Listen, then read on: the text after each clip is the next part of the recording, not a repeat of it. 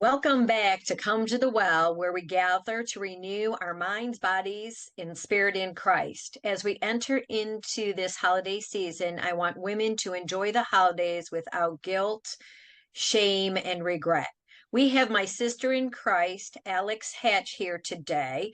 Alex spent over the 6 years struggling with bulimia, orthorexia, fully convinced that the thinner she was, the more lovable she would be. But one day, while measuring out her peanut butter, she was so scared of licking the knife because that meant more calories.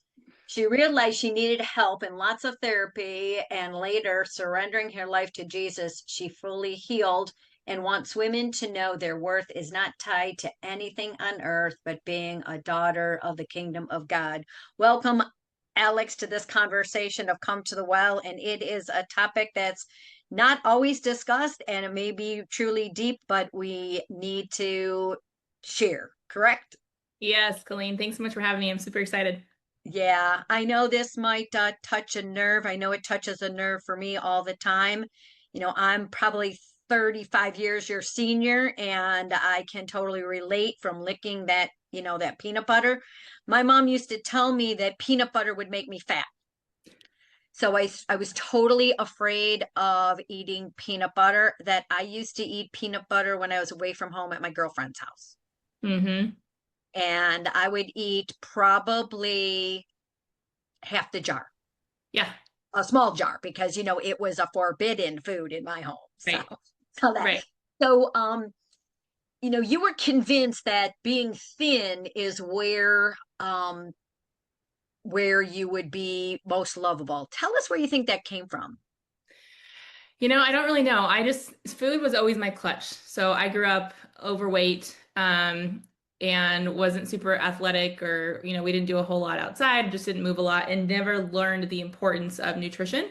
And when my parents got divorced when I was 11, food became my comfort, right? Like that's where I was able to Right. go and became an emotional eater. And so over the time, I think just being a woman in today's day and age, especially growing up in the, 2000s, that like the what we were projected. I never saw my body type on a magazine, on TV, or anything. There was Right. always super duper thin, beautiful women, but nobody had curves at Right. all. So I think it was more of just maybe just what I was seeing or what I was not seeing, and then watching all of my friends, get boyfriends first and go on dates, and I Right. was the bigger one, right? And who never was asked out, right? Like I went to prom with one of my Right. best friends, and so I think it was just this reinforced thing from society. Right. And if I look back, and I was doing some research on this, it went back to the 50s with Twiggy, and then the whole era of Karen Carpenter having, I think she was the first woman that we felt that she had anorexia and we knew about it. Hmm. And that was something that was pretty vocal back in that day. So I think the thin persona has been around for over 100 years. Like, Yeah. my mom would have been in her late 80s, and she was always. Can you share like your earliest memory of realizing that you were like that bigger girl, or like that you weren't thin like your friends? I don't know if it was my earliest, but one that I remember is I was with some family friends. They had two girls, we had two girls in our family, and we were all downstairs, and our moms told us to go get on the scale and weigh each other because they were trying just to keep us out of their hair. And I didn't want anybody to see what my number was on the scale. Like I remember Okay. like trying to hide it. Yeah. But yeah, I mean, yeah, that was, I think, one of the most dominant ones. And then just being the bigger girl in school. I was also always the tallest girl. I'm six, Okay. so like proportionately, I probably looked fine, but nobody else was as tall as me. I was taller than all the guys. So there was a whole lot that went into just how I viewed myself when I was growing up. Right, right. And you mentioned your struggle with bulimia and It's orthorexia. orthorexia. Can Yeah. you share what that is for because some, listeners might not identify, we all know what anorexia and bulimia is, but that Yeah. one's, a different one that people might be struggling with and they're not even aware of. Yeah, so bulimia can be one of two things. Bulimia can be either you throw up or you take laxatives to purge Right. that way. And I did the laxatives. That was my bulimia. And then Okay. orthorexia is the obsession with health. Like you become micro focused on being perfect with your health. So I remember I would go to the gym, I'd work out for 3 hours at a time, would Right. never increase my protein, never increase my calories. I had to measure everything to a T and became so obsessed with health that like I couldn't even enjoy going out with my friends, to dinner or anything like that because Right. everything had to be perfect in my eyes. So I would always say, I actually don't like French fries or I don't like pizza. You know, Right. I didn't know how to incorporate those into a normal life. That's really interesting, Alex, because I would, being in the nutrition space for over 45 years, due to, my weight and my struggles, and I was always dieting. But I think more women or the orthorexia type, that perfection with health. hmm I think, yeah, because there's always a new fad diet, right? There's Right, a new thing to try. Like right now, it's keto, carnivore, and this and that. And at the end of the day, like our ancestors didn't diet. Our ancestors didn't right, follow a specific thing. They ate according to where they lived. They ate according to what they could preserve, what they could forage, what they could hunt. And we're over here just chasing the next thing because it's going to promise us to lose 15, 20 pounds, right?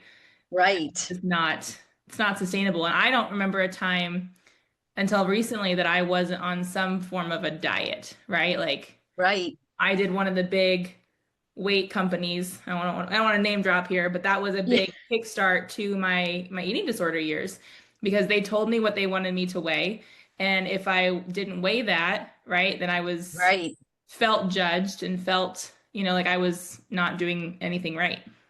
Right, exactly. And I think, for me at least, I remember just clutching on to the control of being on some sort of diet. Yeah. Whether it would be the cabbage soup. There was the grapefruit diet back in the late 70s, early 80s. There was, like you said, there was so many that we all gravitate to. Um, but I think if I had to, tell the listeners one thing, it's like that control. What do you Yeah. think about that?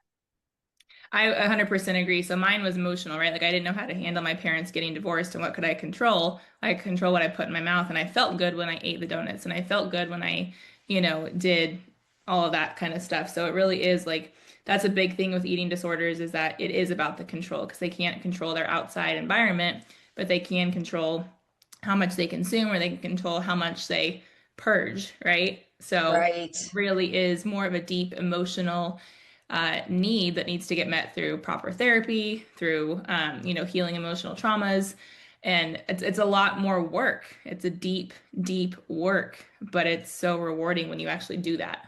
right. And that's where these fad diets come in. It's when I was working with a big, diet franchise group, it was you want to stay in that diet mindset. It's Yes, like they financially want people to stay there, and it's not a real healthy, place to be. And it takes that real person that wants to dive deep into, what's really going on with me. Why am I struggling with this for so long?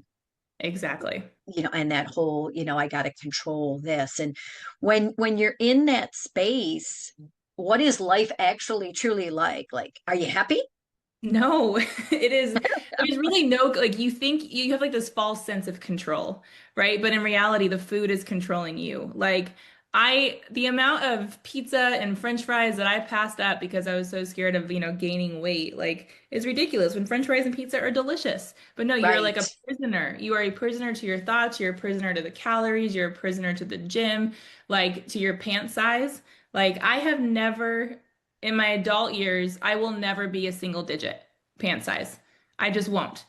And I had to accept, like, I tried for years to get right, that. But also you have to realize, like, even the clothing these days, right? Like right, you go to Target and a size 12 fits one way. You go to Walmart, it fits another way. You Right. go to somewhere else, and then you have to be a, size 16 in order to fit in the same size. It doesn't matter. But it's Right. the psyche. It's like you said, like these companies want you to stay in the diet mentality. They want you to stay in these like self-hate because they can make more money off of you. They don't want you to heal. Right. So what was your identity wrapped up in back then? Um, that's a great question. It really was just like how thin can I get? Because when I got thinner, I got more compliments. When I got thinner, I got more attention, right? So Right. the thought of gaining weight was so terrifying. Because when I got to my thinnest, so I'm 6 foot, the thinnest, my weight number that I got to was 172 pounds. Okay. And I look back at pictures of me now, though, and I can tell how unhealthy I am. Like Right. I Right. am, I don't look good. Like I look thin, but I don't look healthy. I don't look vibrant. There's not a lot of pink in my skin. Like, you can tell I'm just undernourished, right? Right. That's the number that I was told I needed to be at, because that was quote unquote a healthy BMI for my height. Exactly. And that thin identity, I think many women or young girls want to be, but it can really be a detriment. Like Yes. years of abuse and control, that identity of I want to be thin or I want to be beautiful or whatever we want to claim that identity to be. Well, yeah, and I wanted to fit in because, Yeah. be it as it may, if you're thinner, you fit in more in society. Like it just is, right? Like that's the thing. Like you can fit more places, people look at you differently. Like as much as people say we don't judge a book by its cover, our society is a very judgmental society, right? Right. So the thinner you are, the more you get looked at for the right, quote unquote, right reasons, right? So, Right. And I think that still plays true today for yes. women. It's like if you're not a certain size or you're not thriving and doing everything when it comes to, the PSO groups, you're on the board, you're running your kids every which way but loose, but yet you're starving. And what I want to, kind of talk about is what do you think women are striving for? Or when you were in that thin picture, what do you think the underlining emotion of striving for was? Oh goodness. I mean, I think I was chasing a false sense of happiness, Yeah, right? Like right, the thinner I got, the happier I'm going to be. When in reality, the thinner I got, the more controlled I was by the diet, by the food. Because when you have to, in order to like doing that program, right? Like you weighed in constantly, and if you weighed right, in and you were half a pound heavier than you were last week, it was like the end of the world. When in reality, that's probably just because I had maybe extra sodium or right, had more water, right? It had nothing to do with anything, but they made it such a big deal that it was this perpetual cycle of just like thinking I was going to be happier, but realizing that, I was just actually more miserable. right. No, and I can relate to that too. I felt that, the thinner I would be, I'd get more acceptance from my parents, teachers, get better grades, and then realizing that that wasn't the case, that Mhm. you want, you just, I guess too, at what point do you say forget this, like I'm tired of being the thin identity, like my happiness should not be tied to being thin? I'm sorry, can you say it again? My internet cut out.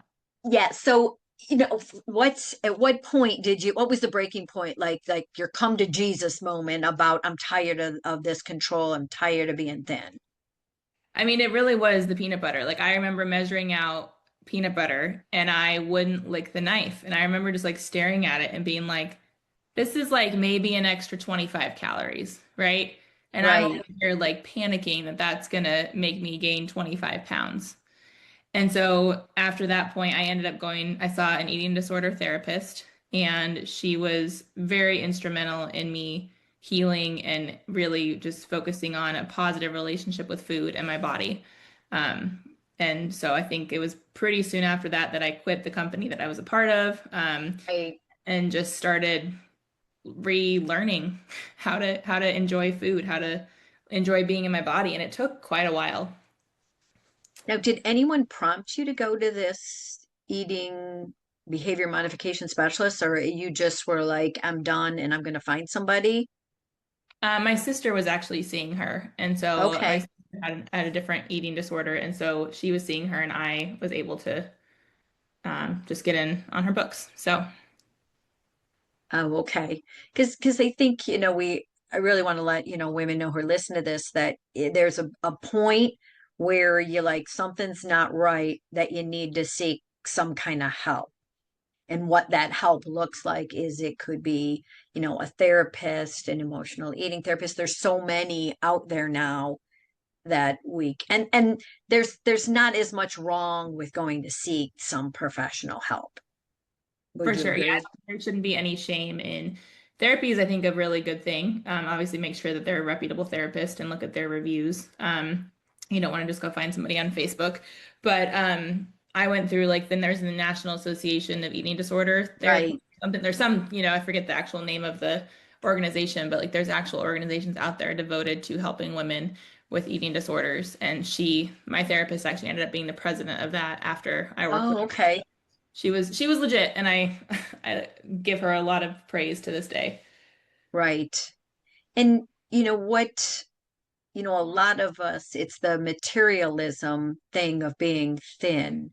And when you work with somebody, I know most of us don't think to surrender it, to God, and you mentioned early on that you didn't really have your faith when you were going through this. But do you think if you had a stronger faith, it would have been different? Yes. I don't know. I would like to think so because everything is better with God, right? Like in the last Right, years, right, I've known the Lord, like my life is infinitely better.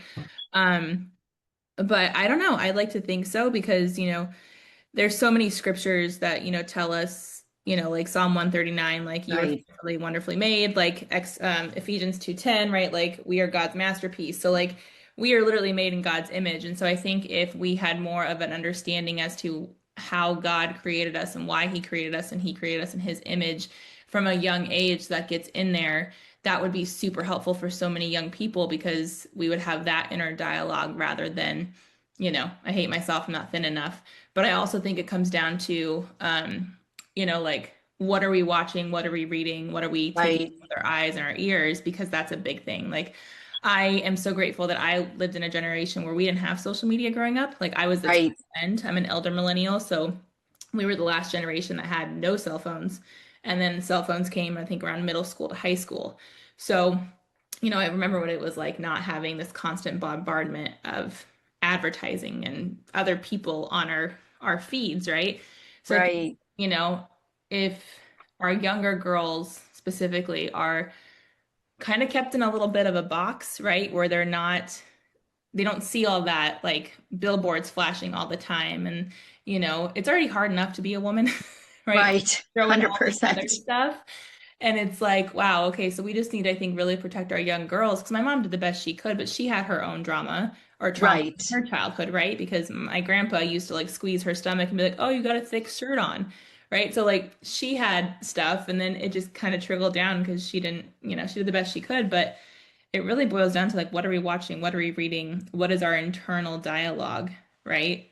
right, Having a foundation in Jesus is key to that. right. And, I try to, when I was working, with women, try to ask them, what is the lie and what is the truth? Like, would Mhm. you actually speak that out loud to yourself? Right. And now there's so many, lies from the devil about, this whole topic. And Oh my it's, gosh, yeah. and it's like, so how long did you struggle with the bulimia and orthorexia? It was about 6 years, and most of that was in silence. I was really Right. good at hiding it. Really, really good at hiding No, I it. mean it's really, really it's an easy hide. If you don't know what to look for, yeah, Mhm. yeah, it really is. So and looking back, and wow, yeah.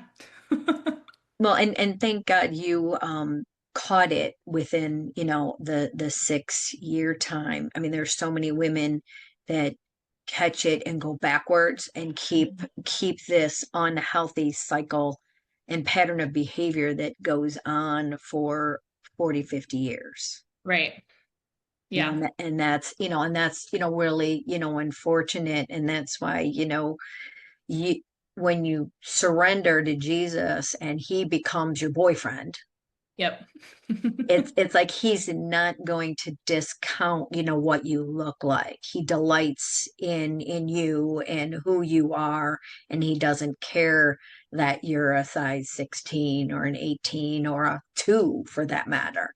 He Right. just Right. wants, your heart, but the material world wants so much more from Yeah, us. actually saw this reel the other day and I haven't listened. It was about a podcast and she was saying how of course women hate their bodies because it's from the devil because the one thing that the devil didn't get was a body, right? He was a fallen angel. Right, So of course he's going to make us hate the one thing that he didn't get from Jesus, right? Like he wasn't the devil never got to be a body. He never got to become man, right? He was just a fallen angel. right, So he has this jealousy out there of us getting a body that the Lord gave us.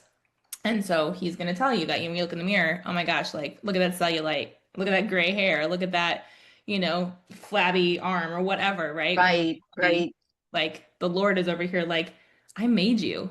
Like I made you perfect in my image and I formed you before I even knew you.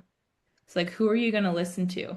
Right? Like, and it's much easier sometimes to listen to the enemy, right. right? Because it reinforces the trauma responses we have. It reinforces a lot of our brain patterns. And so, one thing I've learned since walking with the Lord, and again, it's only been 2 years, so I'm very new on my faith journey, but like, you have to really talk to Jesus daily and have Oh that yeah. relationship with him, like almost like minute to minute some days, Right, and invite him into your day, invite him into your workouts, invite him into your food, invite him into every part of your day because that's all he wants is a relationship with you. And he is never going to be the one telling you that you don't look good in those jeans. right, right. 100%. And that's why I really like that Psalm 139. I think Yeah. if we break it up into, small little scripture verses, like not the whole thing, but pick out something that really stands out that you can run on repeat when the enemy, comes in, Yes. with that self dialogue. So you can flip that switch to be like, oh yeah, I am, I'm worthy, I'm a delight, I'm more than just my body, Yeah. and that's really where, comes down to, that Yeah. all the time. So what would be like the one nugget that you would, tell women who struggle with, this whole body image, this whole body thing that's going on, the thinness, the not being good enough, not being worthy. Oh man. I think one of the biggest things that I needed to hear was that like I wasn't alone in it because it can be very isolating, right? Because you think Right, you're the only one that is constantly thinking about food or working out or, anything like that. When in reality, I mean, I don't know a woman out there that hasn't struggled with body image, right? Like literally, I don't think there's anybody out right, there, no matter whether you're a size 2 or whether you're a size 22, like there is we're constantly told we're not good enough. And so I think the biggest thing is you're not alone in it, but also like make sure to have conversations with people who you trust that can help you with it. And of course, lean into the Lord, like find a community, find a church home that can help you with that, a church that like actually believes in the Bible and can speak those, right, the scripture over you. But also like one of my biggest things right now that because even as I'm 36, like I still have those moments of you can see those little like thought patterns creep back up and I still have to silence them, but like my biggest thing is getting off social media, like at right, least to the point where you're not on it 24/7, like set up screen time, monitor it, unfollow accounts that make you feel bad about yourself and follow women on there who have your body type, right? Women who are at the gym, women who are strong, women who preach a healthy lifestyle and not constant calorie cutting, not constant dieting, not constant. If you eat sugar, you're going to, right? Like Right. Just be really mindful of what you're taking in. Yeah, and especially this time of year, Oh, goodness. during, November, December, and into Yeah. January, have some realistic expectations of, walking in, into the room. So it is that talk with, Jesus. He's in the room. So Yeah. ask him to debunk some of the things, some of the judgments that you're walking into, because you're walking into kind of like a minefield during You the are. holidays. Yeah, and I think it's important to remember too that food does not have morals. So food cannot be good and it cannot be bad, right? Right. It's just simply food. It's calories, right? It's not whatever. But like you're not gonna gain 10 pounds if you have a cookie. Like Right. cookie you actually enjoy. You're also not going to lose 10 pounds if you only eat salad. Like it's just not how it works. Yeah. That's what we're told, right? You're either going to do the special K diet, you're going to do the grapefruit diet, or you're just going to eat salads for the rest of your life and be miserable. When in reality, it's about learning like what actually works for your body, right? Like what is your body like? What doesn't your body like? Like, and then making sure that you're stewarding the body that God gifted you with, right? Like Ex- make sure Yeah. you're hydrated. Go Right. for a Right. walk. Like you don't have to go work out if you don't like to, but find some way to move your body that brings you joy, right? That was, I think, Exactly. a big thing that I had to learn is that not all movement is what I like to do, but I will do the things that I actually enjoy. Right. Exactly. And it's a healing journey. It's Yeah. not something that is like a one and done. And I Yes. think that's what I really want to get across in this conversation is it's a constant asking yourself, why do I feel this way? What's going on right now in my mind and in my body? Why do I think that way? Is there something in your healing process that you would say is something that really benefited you on your journey? I was a big journaler. Yeah. That helped because I was able to like talk to my journal. Like I would always talk to like a Right. I was like, hey, me again. Like I would always just Right. have that place because it was safe because nobody was going to read it and it was just for me to get it out of my head. So that was a big, big part of I filled many a journals Right. during that time. No, I Um, would I would have to agree. yeah. Journaling has really, I can go back to old journals like, wow, I've really changed, Hmm. since and it's a tracking tool. You can see Yeah. where you were. It's not a complaining tool. It's a place to really pour your heart out and identifying, areas. It's also a good way to go into a situation, an environment where you're uncomfortable at this time of year and walk through it, write about it and be like, okay, I ate this, I ate this, I ate that. No, I wasn't so bad. Gets rid of that guilt and that shame because you already were the origin of your story before it even happened, so to speak. Right. Yeah, exactly. And remember that it's one time a year that we make pumpkin pie. So it's okay if you enjoy an extra slice, right? It's also okay if you remove yourself from situations if you don't feel like you can handle it. Right? Like you're not obligated to go to the second family Thanksgiving just because everybody says you have to. Like if for your mental health you need to sit one out, do it. Like Right. like your mental health is more important than making sure that people are happy. Exactly. What promises does God have and truths and our identity that you cling to right now? My biggest one is that I'm his daughter, right? Like I am a Right. daughter of the King. I'm a daughter of the Most High. And as somebody too who also I don't have a relationship with my earthly father. So like the Lord has been really good in helping me heal that as well. And just realizing like how much I'm loved. Like some days it's literally overwhelming and I like can't even comprehend it.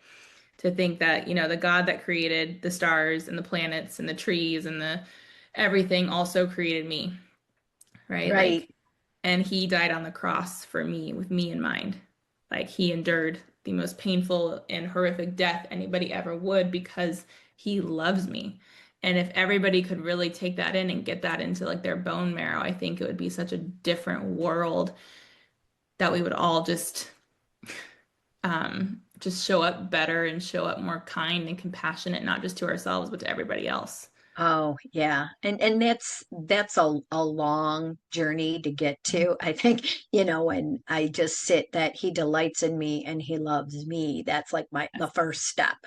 And then I think step two is actually going to the cross and seeing, what he did for each and every one of us, Hmm. which can be a hard place because we're running from so much. We're running Right. from the being thin. We're running from maybe the sexual sins or sexual identity of being either too thin or too heavy and not having a partner. I mean, it goes to the Mhm. deep well of our Right. hearts. And that's why I want women to come here and have a safe place, when a community where women can talk honestly and vulnerably about these hurts and these Yes. lies that have happened. you know and I know we could go on, and we'll probably have a conversation again about this, because it's just, I need to beat this to the pulp with women to realize that they are an honorable being, basically. What one nugget, one last thing before we, wrap up and say goodbye to our listeners, would you say to women who are listening that are just exhausted and from running and striving for that control and that whole weight persona? Um, Honestly, the only person that's really going to help you through it is Jesus. So run to him. Yeah, Run to him. And it doesn't have to look pretty with following the Lord. Like it doesn't have to be pretty, it doesn't have to be perfect. Like he will meet you in your car, he will meet you in the grocery store, he will meet you anywhere. Like I met him at a convention, like at this conference, right? And I didn't right. expect to meet him, but I did, and he's radically changed my life. And he is the only one that has the power to heal you above anything else. Like I don't think I was even fully healed until I knew the Lord. Like, I really don't, because there were so many layers that I needed to still uncover that only he can uncover. So just run to Jesus. Yeah, I would have to agree. I think it's been great, ladies. Thanks for coming to the well. This episode was a deep dive into our identity of thinness and control. And the walk is difficult, but run to Jesus because he's there. Thanks so much. If you want to learn more, message Jesus or come to the well, and I will help you get there. Come to my private Facebook group, come to the well, where women come together to join vulnerably in these conversations. And thanks, Alex, for joining us today. And everyone, just be well today. All right.